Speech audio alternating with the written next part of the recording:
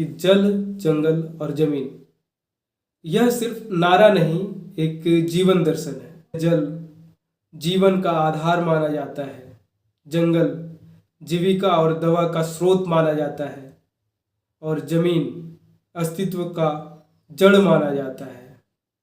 जोहार, नमस्कार साथियों, आप देख रहे हैं फर्स्ट पीपल इंडिया और मैं हूं विजय। आज हम बात करेंगे एक ऐसे विचार की जो आदिवासी जीवन का केंद्र है और यह विचार है जल, जंगल, जमीन।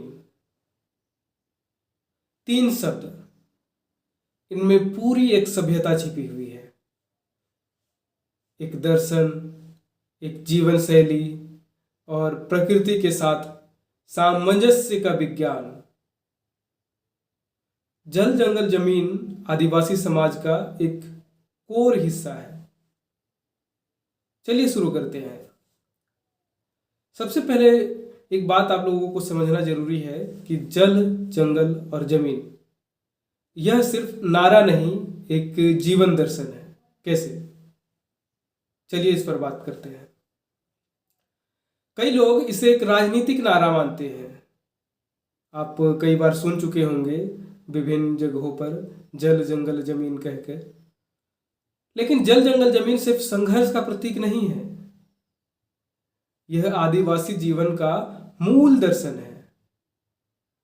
यह तीनों तत्व जीवन, संस्कृति और पहचान के स्तंभ है, जिसमें जल जीवन का आधार माना जाता है, जंगल जीविका और दवा का स्रोत माना जाता है और जमीन अस्तित्व का जड़ माना जाता है।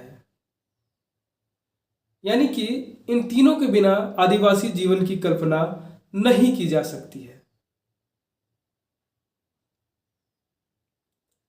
तो अब हम जो ये तीन हमारे जो तत्व हैं, जल, जंगल, जमीन, इनको बारी बारी से समझेंगे कि आदिवासी जीवन में इनका क्या संबंध है।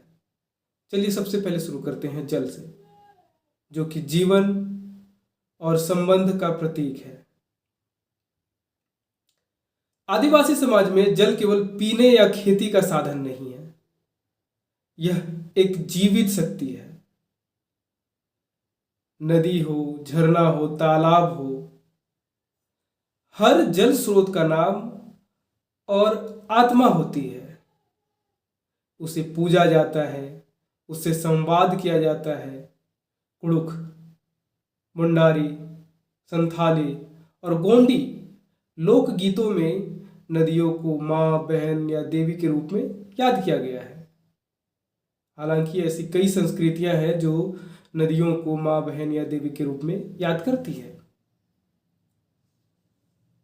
उदाहरण के तौर पर झारखंड में कोयल, संपा, अजया, सुबर्णरेखा नदियां सिर्फ भौगोलिक नहीं बल्कि सांस्कृतिक पहचान है।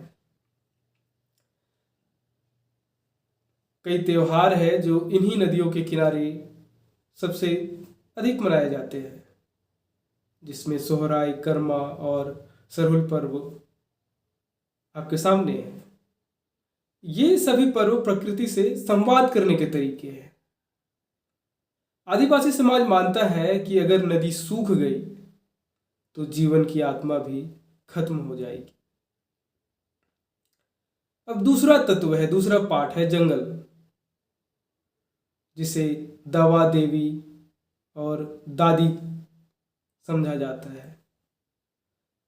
जंगल आदिवासी समाज के लिए यह केवल एक संसाधन नहीं है, बल्कि पूर्वजों की विरासत है।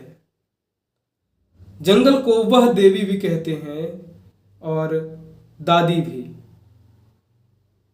वह पेड़ पौधों, पशु पक्षी, हर एक में जीवन का सम्मान है, ऐसा मानते हैं। जंगल से सिर्फ लकड़ी नहीं ली जाती, बल्कि वहां से मिलती है दवा, भोजन और आत्मिक शक्ति। चाहे वह साल हो, महुआ हो, तेंदू हो, करंज हो, सखुआ हो, चिरौंजी हो या करंज तेल। ये केवल वस्तुएं नहीं बल्कि जीवन का चक्र का हिस्सा है। जंगल में शिकार के भी नियम होते हैं। आदिवासी समाज संतुलन में विश्वास करता है, शोषण में नहीं। एक पुरानी कहावत है, शायद आपने सुना है या नहीं, लेकिन एक पुरानी कहावत है, जंगल बचा रहेगा तो जन बचा रहेगा। यानी कि मनुष्य और प्रकृति अलग नहीं है, बल्कि दोनों ही एक ही शरीर के अंग हैं। यह बेहद ही गौर फरमाने और ध्यान देने वाली बात है कि मनुष्य और प्रकृति अलग नहीं है, बल्कि दोनों ही एक ही शरीर के अंग हैं। अगर जंगल ना रहा तो मनुष्य भी ना रहेगा। अब अब बात करते हैं तीसरे तत्व जमीन पर, जो कि अस्तित्व और पहचान की प्रतीक है। जमीन केवल खेती या संपत्ति नहीं है, यह पूर्वजों की आत्मा है। आदिवासी समाज में जमीन को खरीदा या बेचा नहीं जाता था, वह साझा थी, सामूहिक संपत्ति थी, जिसमें ग्राम सभा तय करती थी कि वह कौन और कहाँ खेती करेगा, कौन सी जमीन सामुदायिक होगी और कौन सी पूजा पर्व के लिए रहेगी। भूमि से जुड़ी पूजा जैसे भूमि पूजा, खुटकटी, सेंद्रा, यह सब दिखाता है कि जमीन केवल मिट्टी नहीं बल्कि स्मृति और अस्तित्व का हिस्सा है। आदिवासी सोच में जमीन से कटना मतलब जड़ों से कटना है। इसलिए जब भी भूमि अधिग्रहण या विस्थापन होता है तो यह सिर्फ आर्थिक नुकसान नहीं होता है, बल्कि आत्मा का विस्थापन होता है। यह आत्मा का विस्थापन इसलिए होता है कि ये जो जमीन है सिर्फ एक निजी व्यापार के लिए कोई संपत्ति का टुकड़ा नहीं, बल्कि वह आत्मा है।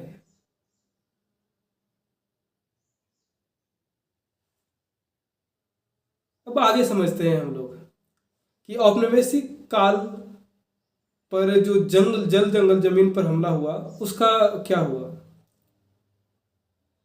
ब्रिटिश राज के दौरान जंगलों पर सरकारी कानून बनाए गए, जैसे इंडियन फॉरेस्ट एक्ट 1865, 1878 और 1927। इन कानूनों ने जंगलों को राज्य संपत्ति घोषित कर दिया। पहली बार आदिवासियों को अपने ही जंगलों से घुसपैठिया बना दिया गया। समझिए, कानून बनने के साथ ही आदिवासी अपने ही जंगलों में एक घुसपैठिया बनकर रह गए, जहां पर वे शिकार नहीं कर सकते, ना लकड़ी ला सकते, ना फल फूल, कुछ भी नहीं, सब पर प्रतिबंध लगा दिया गया। इसी समय आदिवासी आंदोलनों की लहर उठी। बिरसा मुंडा आंदोलन, सिद्धो कांधो आंदोलन, संथाल हुला आंदोलन या तिलका मांझी का विद्रोह। इन सभी आंदोलनों का मूल नारा यही था, जल जंगल जमीन हमारा है। खैर, अब हम आते हैं कि स्वतंत्र भारत और अधिग्रहण की नई कहानी क्या है, इसे समझते हैं। चलिए, आजादी के बाद उम्मीद थी कि आदिवासियों के अधिकार लौट आएंगे, लेकिन ऐसा नहीं हुआ। डैम, माइनिंग, इंडस्ट्री, इन सब ने फिर से जमीन छीन ली। 1950 के बाद से आज तक लाखों आदिवासी विस्थापित हुए, चाहे वह भांगड़ा नाखल बांध हो, हीराकुंड हो, कोयना हो, तेजू हो। हर जगह पानी तो मिला, लेकिन आदिवासियों का जल जंगल जमीन खो गया। इसलिए यह नारा अब आंदोलन का प्रतीक बन गया। एक याद आया कि विकास के नाम पर विनाश ना हो। जल जंगल जमीन का नारा आंदोलन का प्रतीक इसलिए बन गया कि अब फिर से विकास के नाम पर आदिवासियों का विनाश ना हो। अब हम लोग समझते हैं कि जल जंगल जमीन का आध्यात्मिक अर्थ क्या हो सकता है या क्या है। आदिवासी समाज में प्रकृति और मनुष्य का संबंध समानता का है, स्वामित्व का नहीं। ध्यान दीजिएगा, आदिवासी समाज में प्रकृति और मनुष्य का संबंध समानता का है, स्वामित्व का नहीं। धरती को मतलब कि धरती को धरती आबा कहा जाता है, यानी पृथ्वी पिता। जंगलों की देवी जाहिर आयो या मारंग बुरु जो कि बड़े पहाड़ के नाम से जाना जाता है संथालों में, इन शब्दों में दिखता है कि प्रकृति सिर्फ संसाधन नहीं बल्कि एक जीवित देवता है। आदिवासी दर्शन कहता है मनुष्य प्रकृति का हिस्सा है, उसका मालिक नहीं। इसलिए जल जंगल जमीन केवल पर्यावरणीय मुद्दा नहीं बल्कि आध्यात्मिक संबंध का रूप है। चलिए चलते हैं आज के संघर्ष और कुछ उठते आधुनिक सवाल पर। आज जब देश में विकास की बात होती है तो सबसे ज्यादा प्रभावित वही इलाके होते हैं जहां आदिवासी रहते हैं। खनन कंपनियां, बांध, सड़कें और उद्योग, ये सब जमीन के नाम पर आक्रमण या आक्रामक रूप से बढ़ रहे हैं। पर आदिवासी सवाल पूछते हैं, क्या विकास का अर्थ विस्थापन है? क्या शहरों की रोशनी के लिए हमारे जंगल अंधेरे में जाएं?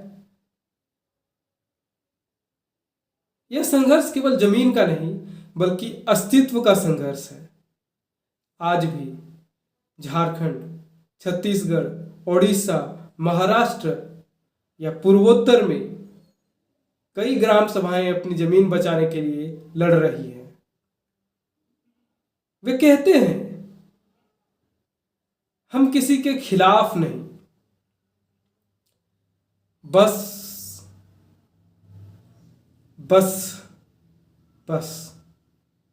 हम किसी के खिलाफ नहीं, हम बस अपनी धरती के पक्ष में हैं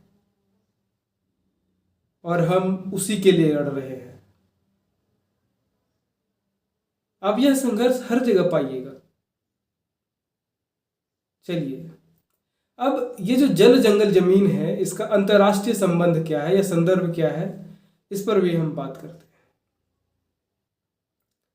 दुनिया के दूसरे हिस्सों में भी इंडिजीनियस समुदायों का यही संघर्ष रहा है, चाहे अमेजन के फॉरेस्ट यानी जंगल हो या कनाडा के फर्स्ट नेशंस। उनका भी नारा यही है, लैंड इज लाइफ, यानी जमीन ही जीवन है। भारत में जल जंगल जमीन वही भावनात्मक और राजनीतिक अर्थ रखता है जो लैटिन अमेरिका में मदर अर्थ या पचामामा रखती है। यानी कि लैटिन अमेरिका में जो हम लोग जल जंगल जमीन कहते हैं, यहाँ पर भारत में लैटिन अमेरिका में मदर अर्थ कहा जाता है या पचामामा। चलिए इस वीडियो के अंत में चलते हैं। अब जल जंगल जमीन कोई नारा नहीं बल्कि एक जीवित संविधान है। यह बताता है कि मनुष्य का विकास तभी स्थायी होगा जब प्रकृति उसके साथ खड़ी होगी। आदिवासी समाज सिखाता है कि धरती से लेना उतना ही जरूरत है जितना तुम्हारी जरूरत है। फिर से मैं लोगों के लिए रिपीट कर दूं कि आदिवासी समाज सिखाता है कि धरती से लेना उतना ही जरूरत हो जितना उनकी जरूरतें हैं। शोषण नहीं बल्कि साझेदारी, स्वामित्व नहीं बल्कि संरक्षण हो। और यही दर्शन आज के जलवायु संकट के दौर में पूरी मानवता के लिए सीख है। सिर्फ किसी देश, किसी समाज के लिए नहीं, बल्कि पूरी मानवता के लिए एक सीख है। तो दोस्तों, अगर आपको यह एपिसोड पसंद आया तो हम फिर मिलते हैं अगले एपिसोड में। देखते रहिए हमारा चैनल फर्स्ट पीपल इंडिया, जहां हम आदिवासी जीवन दर्शन और संघर्ष की असली कहानियां बताते हैं। धन्यवाद। जोहार।